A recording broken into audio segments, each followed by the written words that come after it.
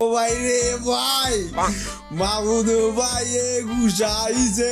আজ আমরা জানবো জনপ্রিয় কন্টেন্ট ক্রিয়েটর আপন খানের ভাইরাল হওয়ার গল্প, যার কন্টেন্ট আমাদের মুখে হাসি এনে দেয়, যিনি হাস্যরসের মধ্যেও সমাজের বাস্তবতা তুলে ধরেন, যিনি কালাবিলাই নামের ইউটিউব চ্যানেলের মাধ্যমে লাখো দর্শকের প্রিয় হয়ে উঠেছেন।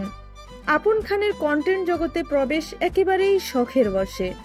প্রথম দিকে নিজের দৈনন্দিন জীবনের মজার সব ঘটনা ছোটখাটো পর্যবেক্ষণ তুলে ধরতেন ভিডিওর মাধ্যমে। শুরুটা ছোট হলেও ধীরে ধীরে দর্শকরা তার ভিডিওতে আগ্রহ দেখাতে শুরু করে।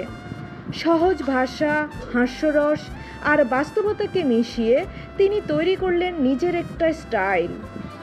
তার ইউটিউব চ্যানেল কালাবিলাইতে তিনি সমাজের প্রচলিত ধ্যান ধারণা, সম্পর্ক এবং বিভিন্ন সামাজিক সমস্যা নিয়ে মজারভাবে কথা বলেন।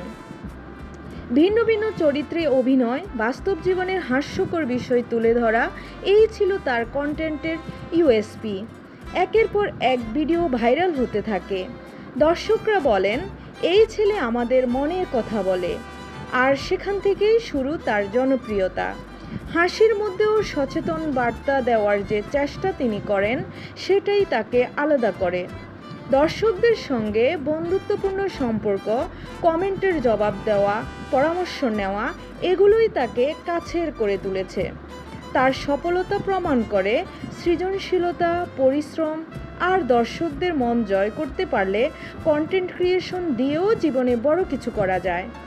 আপন খানের গল্প আমাদের শেখায়, সফল হতে দামি কোনো ক্যামেরা বা ফোন লাগে না, লাগে সাহস আর সততা।